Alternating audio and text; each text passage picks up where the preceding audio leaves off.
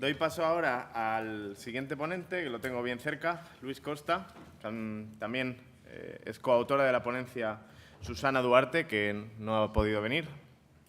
Y bueno, ellos son nuestros invitados, junto con Lucía, que viene de Suiza, aunque es española, más internacionales. Vienen de la Escuela Superior de Artes y Diseño de Caldas de Raíña.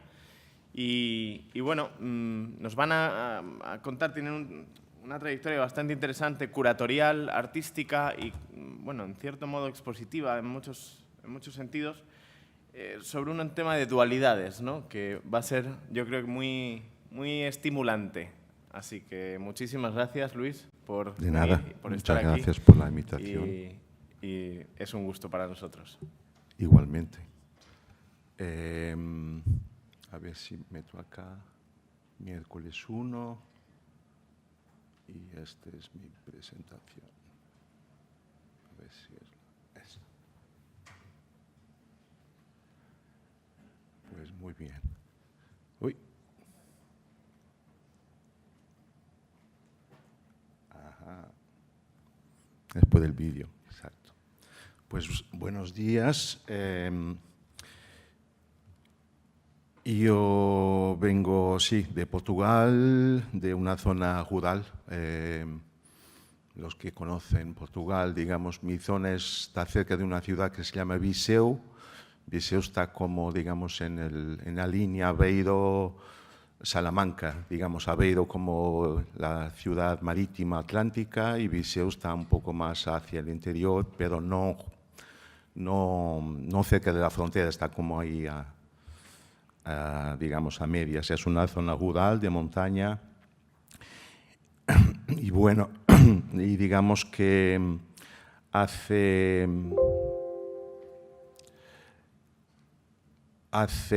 21 años ya, exacto, mi hermano y yo, digamos que somos ahí producto materno y paterno de unas aldeas muy pequeñas ahí en las sierras de esa zona, digamos, en el valle del río Paiva, digamos, nuestra aldea se llama Nodar, y entonces cuando andábamos mucho por León y por otras zonas, aquí encontré una amiga de León, María Alonso, que está ahí, porque en esa época estábamos así un poco pensando qué hacer de la vida. Digamos, yo viví muchos años en Lisboa, volví al pueblo, siempre con esa idea, digamos, ¿cómo decir?, de respetar, de honrar la memoria, por ejemplo, de mi generación anterior, pero no queriendo repetir, digamos, clichés, o sea, queriendo trabajar sobre lo contemporáneo, sobre los cambios, sobre lo que pasa en los lugares, ¿no? Y más allá el patrimonio, o sea, el patrimonio será una parte de lo que pasa en los lugares, ¿no? Y entonces hemos creado esta asociación, Binaural Nodar, que, digamos, más bien en sus primeros años fue, podemos decir, una cápsula para acoger a gente de fuera. O sea, nosotros tenemos nuestra visión, nuestra escucha, nuestro pensamiento, pero lo que creíamos más importante es que múltiples miradas, escuchas, pensamientos llegasen a nuestro territorio.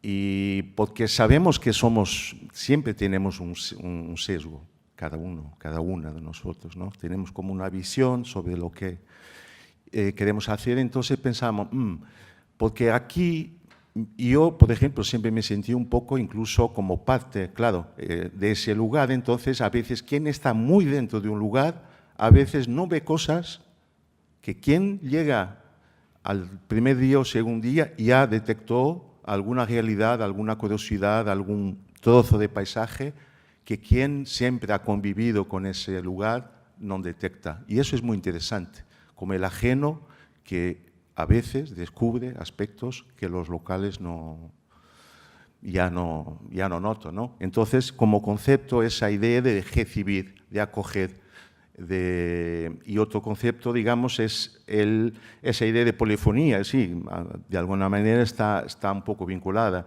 Digamos, nosotros, el equipo, que somos 5, estamos ahí en el territorio, que no es un lugar hoy en día, es un conjunto de aldeas, de varios ayuntamientos, Bousela, Viseu, Castro Daire, San Pedro do Sul, o sea, son socios, son gente con la cual, digamos, colaboramos.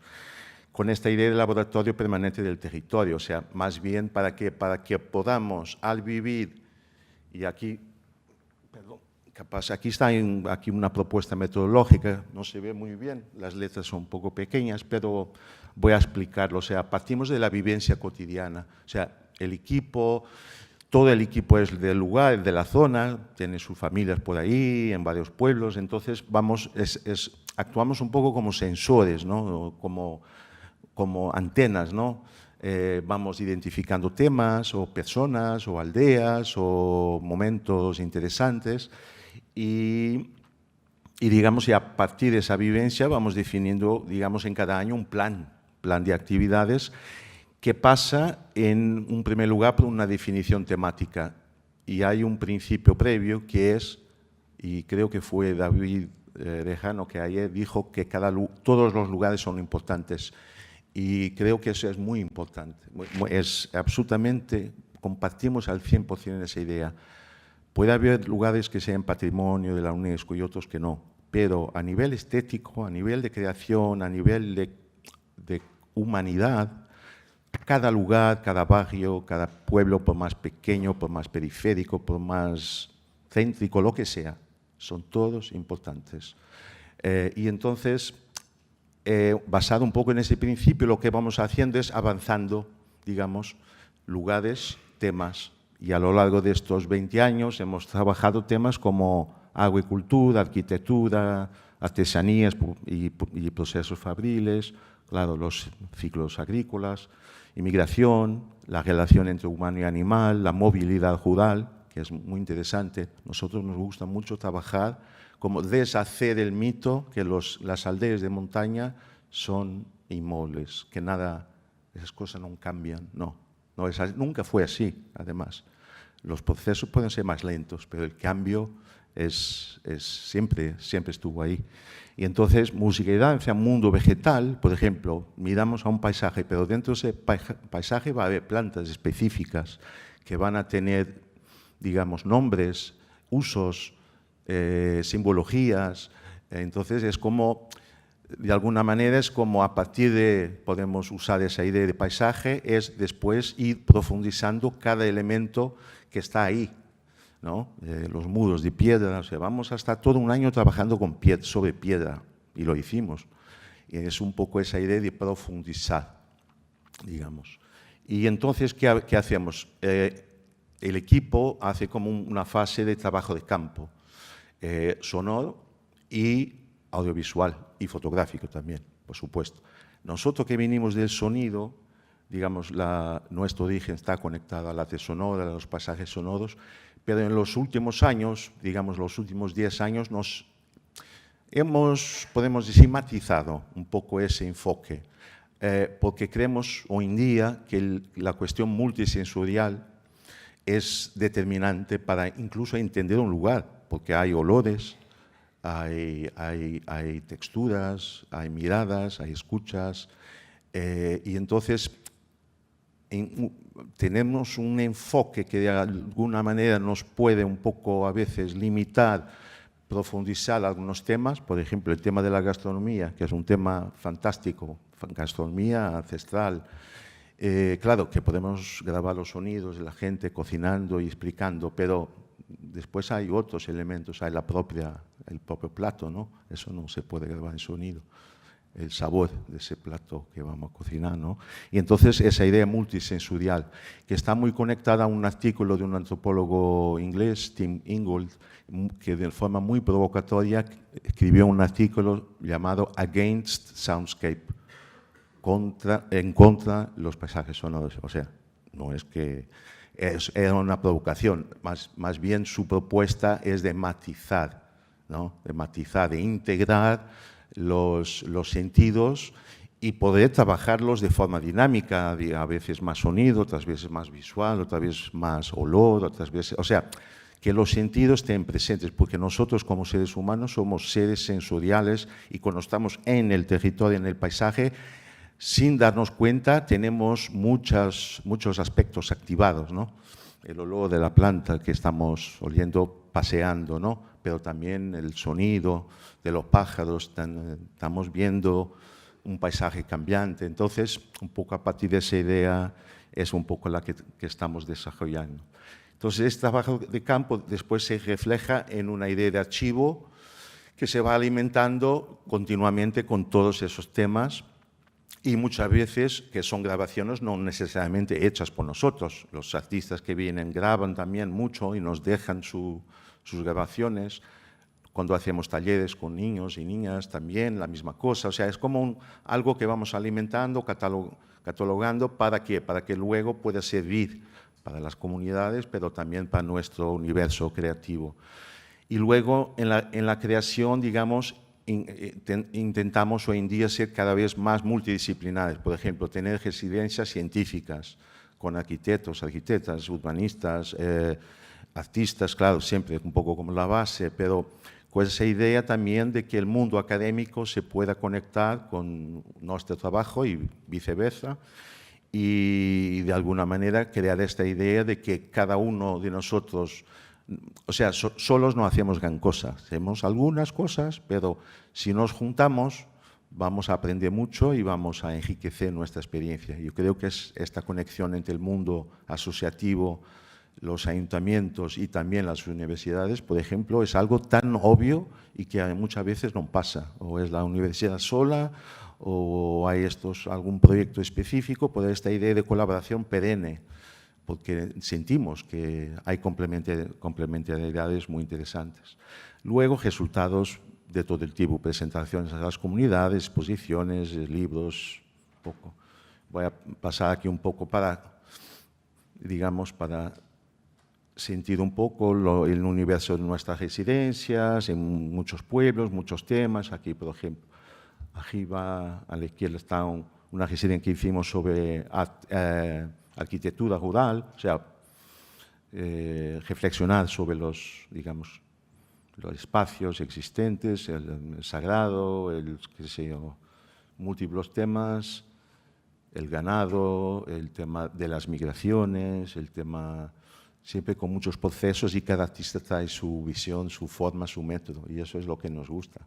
Es que luego, claro, los proyectos más etnoantropológicos y etnomusicológicos, que nosotros, que no somos, yo no soy etnomusicólogo, pero tenemos en la asociación muy buenos amigos que nos ayudan, entonces es esa idea.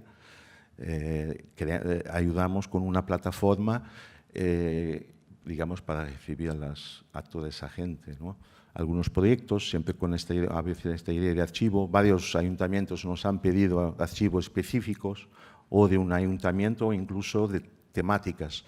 Hicimos un archivo sobre piedra, el cantar de la piedra, en 3 ayuntamientos que son muy conocidos por sus sierras calcáreas, digamos, y claro, hay todo un mundo de usos y de simbologías asociadas a todo, ¿no? A los muros, incluso pequeñas, o sea, escultores, amateurs, de gente de ahí que siempre ha usado la piedra, o sea, es un ejemplo, ¿no?, de proyecto, siempre siguiendo los hilos temáticos de los lugares y proponiendo, digamos, formas que sean perennes, que el resultado esté siempre ahí, integrado en una idea de archivo que se pueda consultar, que se pueda reutilizar.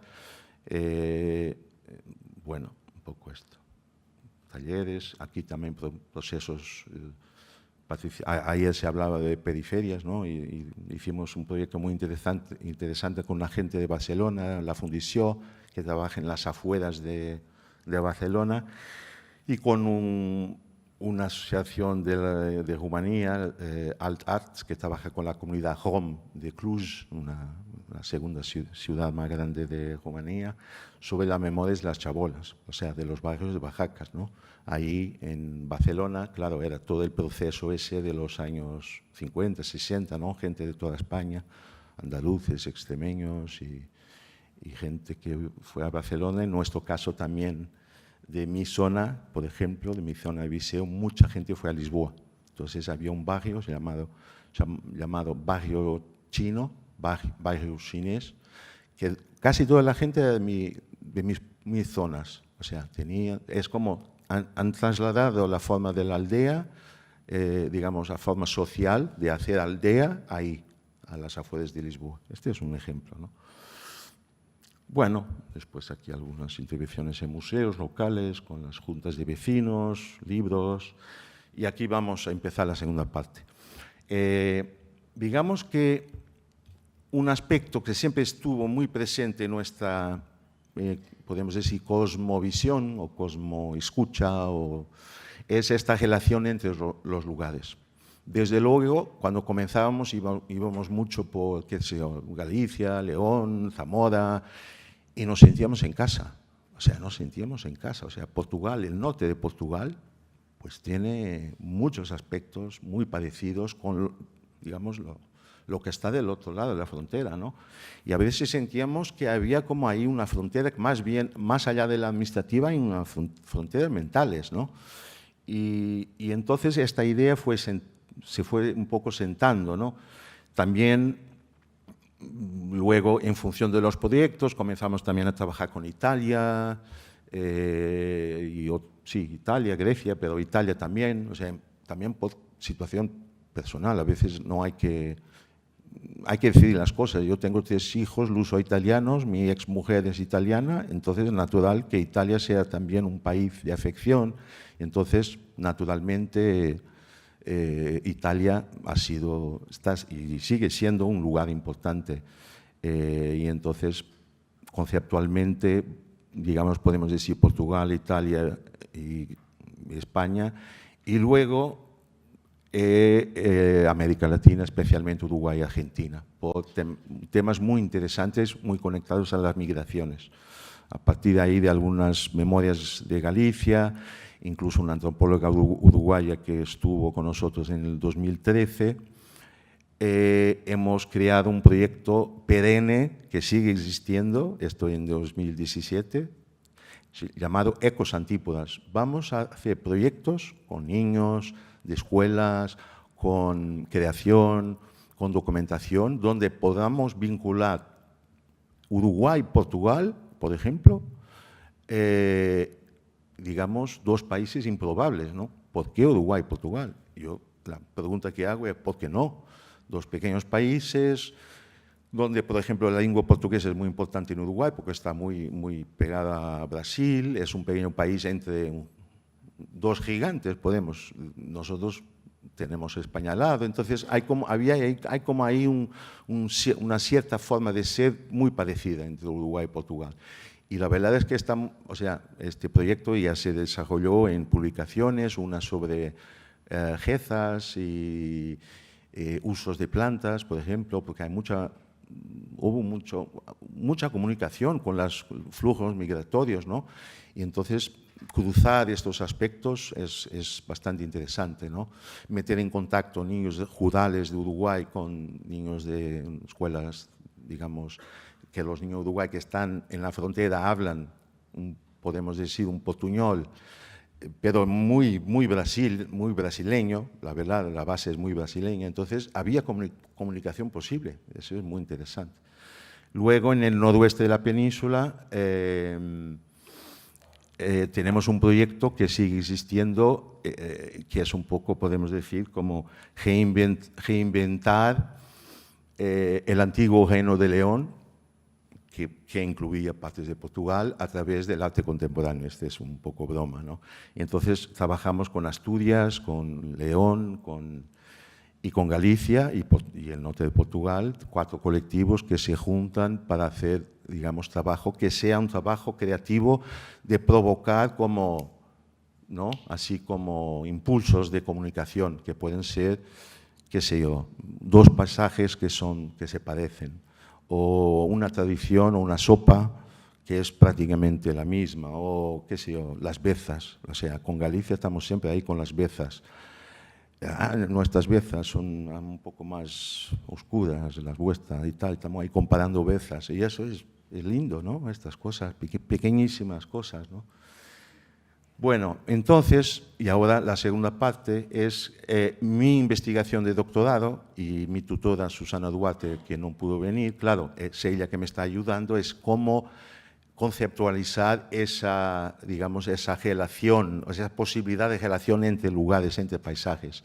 Y entonces estoy partiendo del concepto, de la idea de Site-Specific Art, que es un poco lo que hacemos y lo que hago yo también, que es arte para un lugar concreto. Digamos, hacer una expansión a, digamos, por ejemplo, un double site-specific art, o sea, un arte, una creación que incluya dos lugares. Dos lugares como, digamos, concepto, que luego pueden ser 3, 4, 20, lo que sea, ¿no? Y esto hay una relación, digamos, con, por ejemplo, la etnografía comparada o la etnografía multisitio, que muchas veces las etnografías tradicionales muchas veces son enfocadas en un pueblo o una comunidad, pero ya hay literatura bastante densa sobre etnografía comparada, por ejemplo, y ahí es también una influencia un poco para esta idea. Pero digamos que la cuestión es que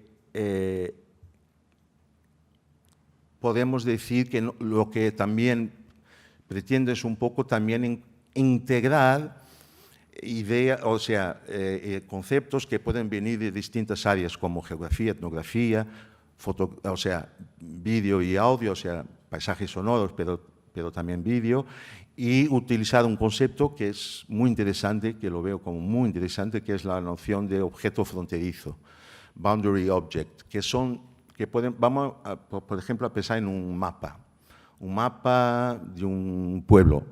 Ese mapa, para un historiador, tiene un significado, ¿no? Porque es un mapa que se fue hecho en 1958, a una escala tal, y está en el archivo histórico tal. Para un geógrafo es otra cosa, porque hay un conjunto de elementos y de codificaciones que los geógrafos pueden saber. Para la comunidad tiene otro significado, y para un artista puede tener otro significado, un significado incluso imaginario, ¿no? Entonces, es como un concepto útil para integrar a, podemos decir, objetos, conceptos que vienen de otras áreas, ¿no? Integrarlos en el proceso artístico. Y un poco eso, entonces, y después hace como una mezcla creativa, que también es otro concepto, que viene un poco digamos, del eje creado por Eduardo de Bono, el pensamiento lateral, ¿no? ¿Cómo llegamos a estas conclusiones, ¿no? O sea, a estas intuiciones? A veces hay que forzar el pensamiento lateral. Si estamos siempre en la literalidad, muy difícilmente vamos a crear estos impulsos, ¿no? Y bueno, como todo, tienen una genealogía. Ya hice algunos trabajos recientes antes del doctorado, antes de la investigación. Por ejemplo, metí en contacto dos montes sacros, uno en Santiago de Compostela y otro en el monte de San Macario, que está al lado de mi casa. O sea, como que creé una idea de que estos montes tienen una genealogía común. Santiago, porque ahí en Pico Sacro hay una historia asociada a Santiago Apóstol, ¿no? Y ahí, bueno, o sea, y forzando eso, de repente estamos pensando en estos dos montes de una forma diferente. Ese ejercicio de asociación.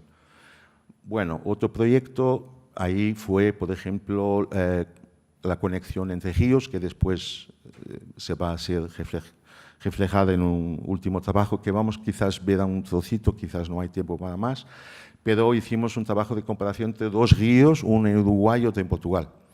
O sea, ese río que tiene siempre, a nivel de sonido, hay como elementos que son comunes, pero luego las historias específicas eran diferentes. Pero lo más interesante, que parte de las entrevistas que estaban en esta pieza de Uruguay, era gente hablando en portugués. y era gente de Uruguaya, o sea, y es lindo, o sea, y que luego enseñamos esta pieza en el pueblo, ahí en Río Paiva, cerca del Río Paiva, y la gente entendía todo, y creo, y viceversa también, ¿no? Y en términos más, digamos, de historia del cine, del audiovisual, y esto es una parte más de Susana, ella, claro, me hace pensar, Luis, esto no es novedoso. Yo, muy bien, excelente. Ya hubo gente que trabajó estas ideas, ¿no?, de díptico, podemos decir, ¿no? Y aquí, por ejemplo, tenemos a mí me gusta mucho esta película, digamos, o este ensayo audiovisual, Two Rivers, de Peter Hutton, que vincula el río Hudson en Estados Unidos y el Yangtze, el famoso Yangtze de la, digamos, de la chino, ¿no? Digamos, donde está ahí esa grande represa, más grande del mundo, creo. Y claro, ¿y por qué estos dos lugares, no? Como dice aquí Susana, en lugar de afirmar vínculos causales o explicar equivalencias, la película sugiere correspondencias formales, cromáticas, rítmicas, que llevan al espectador a imaginar un tercer río. Ahí está, que existe en el espacio entre dos lugares. Es por ahí que estoy intentando ir. Este es otro ejemplo muy interesante, Good Luck, de Ben Russell, que, digamos, mete en relación, digamos, las minas en Serbia y en Surinam.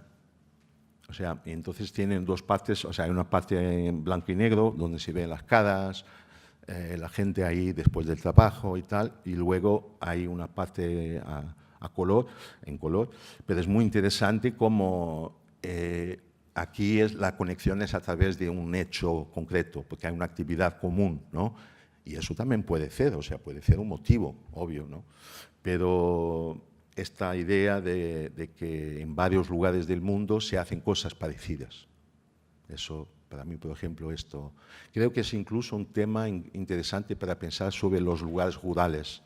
No estamos tan solo como a veces pensamos que estamos. O sea, estamos físicamente porque tenemos montañas alrededor, pero la azada, la sopa, el vestido o el batán que se usaba para la lana y que también, o sea, esos son tecnologías que están más o menos distribuidas por gran parte de los pueblos, por ejemplo, del norte de la península ibérica. Entonces, de esa forma, no estamos tan solos. Entonces, el proceso de relación también es, digamos, potenciador de vínculos inesperados, incluso entre lugares concretos, ¿no? A ver, aquí esto se está yendo solo, creo que me está como acelerando, ¿no?, el tema. Voy a pasar aquí un poco una propuesta metodológica, pero esencialmente es como un guión. O sea, es importante tener un guión para hacer cosas que después tengan un objetivo, ¿no? Entonces, este guión lo escribí yo en el campo, o sea, ¿cómo voy a forzarme a trabajar en estos, por ejemplo, dos ríos, ¿no? Entonces, es un poco como definir los lugares, el universo temático, visitar los lugares, dejar que la brisa experiencial y multisensorial entre, que no sea solamente una cuestión de notas objetivas, ¿no? Sentir cosas, imaginar cosas, dejar la mente libre, fotografiar, conocer a personas, entrevistar, pero luego aplicar procesos de pensamiento lateral, comparativo, narrativo, poético, o sea, como recoger información, ¿no?, y sentir los lugares, estos dos lugares, con base en estos temas, pero luego darle ahí como una vuelta de tuerca, ¿no?, para que, digamos, el producto después tenga una, digamos, una consistencia, digamos, artística, ¿no? Bueno, y este es el trabajo más reciente, que lo hice, digamos, basado en una propuesta que me hicieron de hacer una residencia artística en Génova, Italia, lugar más improbable. Yo trabajo con temas rurales y estos chicos, digamos, que son de la ciudad, ahí vieja, ¿qué voy a hacer a Génova ahora? Que esto me crea un problema, pero al final fue muy interesante. No sé, ¿puedo enseñar un trozo del vídeo? ¿Tengo tiempo? ¿Sí? Y bueno, entonces lo que hice fue, ok, voy a seguir el guión ese que hablé, entonces me documenté, o sea, el río Paiva es el río de mi pueblo, ahí tengo toda la documentación, fotografías de mi padre, muchas grabaciones sonoras, ahí fue fácil. Pues un río ahí, famoso por sus pasadizos, no sé si algunos de esos pasadizos que ahora hay en los ríos, así muy modernos. Y bueno, es un río bastante de montaña, muy limpio, o sea, no hay industrias, es un río que sigue siendo ahí bastante, la gente sigue pescando y tal. Del otro lado, el torrente Bisaño es uno de los dos torrentes, ahí llaman torrentes, ¿no? Creo que también en Valencia y tal también llaman así, ¿no? Torrentes, ¿no? Y claro, es un río súper problemático, ¿no? Inundaciones, ya sabemos, ¿no? La misma situación siempre las danas, en el periodo creo que septiembre, octubre, históricamente inundaciones. Un río siempre cada vez más presionado a nivel urbanístico y industrial y todo eso, ¿no? Y bueno, entonces, pero un río que tiene un naciente, que tiene un inicio, y ahí estuvo la clave. Bueno, aquí la misma situación, la idea de objetos de mediación, ¿no? Trabajar estas fotografías históricas de forma creativa, no literal, digamos. Bueno, voy a meter un trozo del vídeo y después ya me dirán si... Son 10 minutos, no sé. Menos, ok.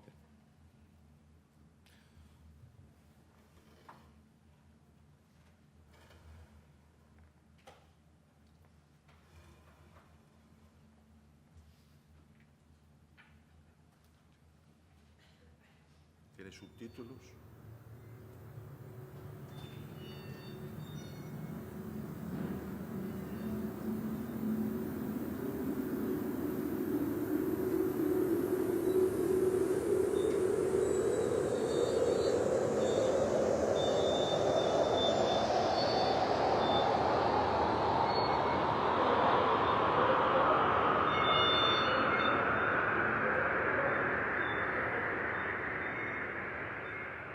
Perché anche il ponte di Sant'Agata, che è il ponte medievale che si trova, diciamo, a Brignole, e contava addirittura 28 arcate nella sua massima espansione, via via ridotte, adesso ne sono rimaste 3 e mezza, Moncone, 70 l'ha portato 70, via. no, nel 92 forse, vabbè comunque 90. È stato notevolmente ridotto e c'è stato il primo ampliamento, diciamo, della Valle del Bisagno a partire dal 1870.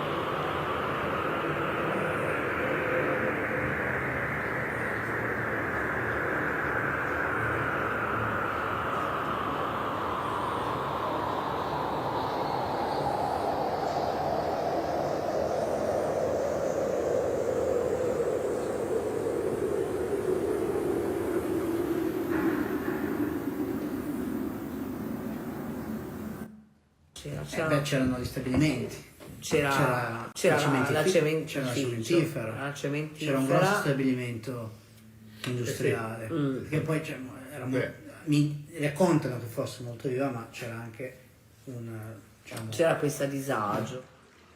Ponte Carrega pode ser pensado como ponto, onde é possível o fluxo contra a corrente em direção à nascente. É para lá que iremos.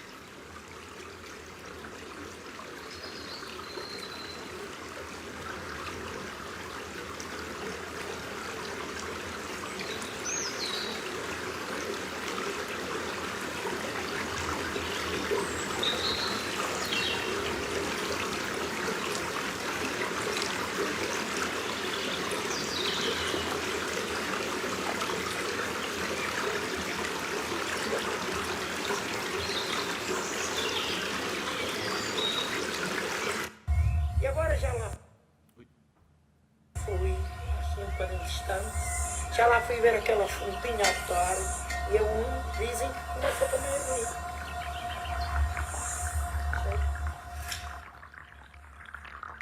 Estatisticamente, alguém mais terá passado por esta terceira paisagem. Terá sido um sutil encontro, não registado nos anais do conhecimento.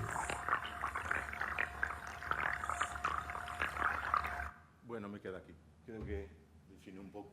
O sea, llegué a la naciente, digamos, del río, y entonces la misma pizarra que hay en la zona de Río Paiva, o sea, encontré el mismo tipo de ambiente, me sentí bien. Entonces fue como un viaje utópico de la ciudad a la periferia a la naciente.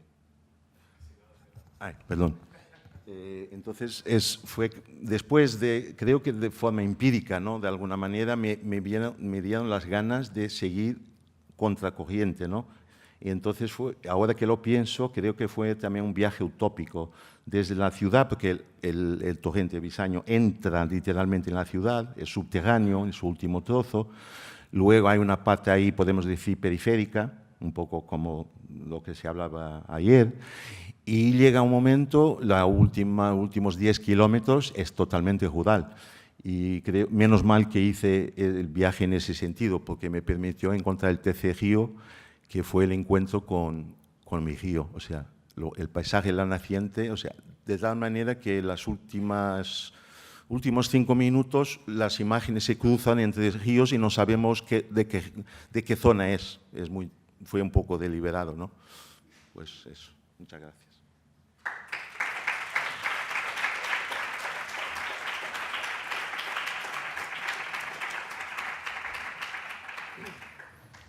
Muchísimas gracias, Luis. Qué maravilla, ¿no? Escuchar discursos tan sugerentes.